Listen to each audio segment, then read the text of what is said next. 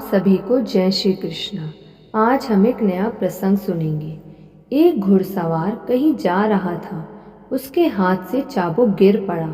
उसके साथ उस समय बहुत से मुसाफिर पैदल चल रहे थे, परंतु उसने किसी से चाबुक उठाकर दे देने के लिए नहीं कहा।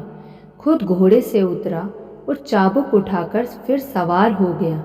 यह देखकर साथ चलने वाले मुसाफिरों ने कहा, भाई साहब, आपने इतनी तकलीफ क्यों की? चाबुक हम ही लोग उठाकर दे देते।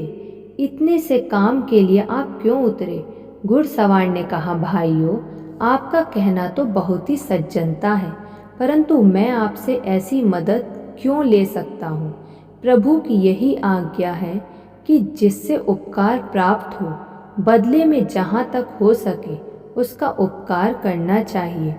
उपकार के बदले में प्रति उपकार करने की स्थिति हो, तभी उपकार का भार सिर उठाना चाहिए।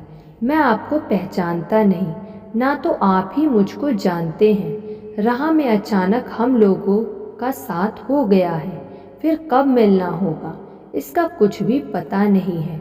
ऐसी हालत में मैं आपका उपकार भार कैसे उठाऊं?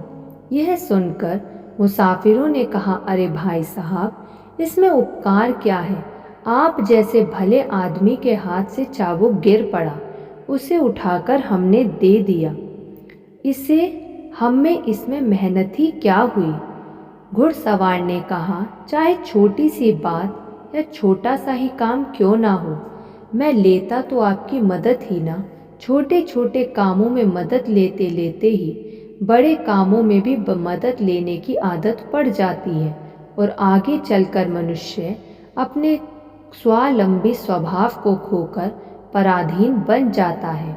आत्मा में एक तरह की सुस्ती आ जाती है और फिर छोटी छोटी बातों में दूसरों का मुंह ताकने की बान पड़ जाती है। यही मन में रहता है, मेरा यह काम कोई दूसरा कर दे, मुझे हाथ पैर कुछ भी हिलाने ना पड़े। इसलिए जब तक कोई विपत्ति ना आवे या आत्मा की उन्नति के लिए आवश्यक ना हो, तब तक केवल आराम के लिए किसी से किसी तरह की भी मदद नहीं लेनी चाहिए। जिनको मदद की ज़रूरत ना हो, वे जब मदद लेने लगते हैं तो जिनको ज़रूरत होती है उन्हें मदद मिलनी मुश्किल हो जाती है। अगला प्रश्न। फ्रेडरिक की सेना में एक मनुष्य कमी लेफ्टिनेंट कर्नल के पद पर था। काम ना होने से उसे अलग कर दिया गया था। वह बार बार फ्रेडरिक के पास आता और उसी पद के लिए उस पर दबाव डालता। फ्रेडरिक ने बार बार उसे समझाया, भैया, अभी कोई जगह खाली नहीं है, परंतु उसने एक भी नहीं सुनी। आखिर फ्रेडरिक ने हैरान होकर उसे बड़ी कड़ाई के साथ वहां आने के लिए मना कर दिया। कुछ समय बाद किसी ने फ्रेडरिक के संबंध में एक बड़ी कड़ी कविता लिखी। शांत स्वभाव होने पर भी फ्रेडरिक इस अपमान को ना सह सका।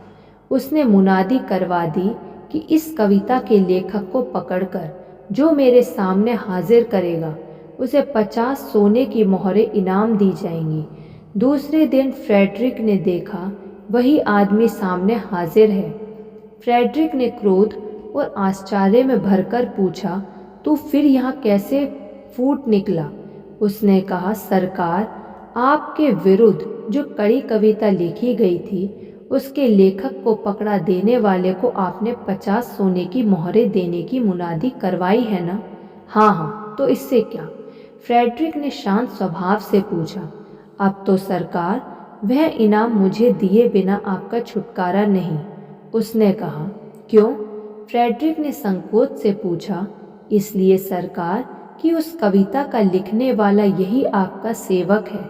आप सरकार मुझे भले ही दंड दें, परंतु क्या मेरे भूखों मरते हुए स्त्री बच्चों को अपनी घोषणा के अनुसार इनाम नहीं देंगे? मेरे कृपालु स्वामी।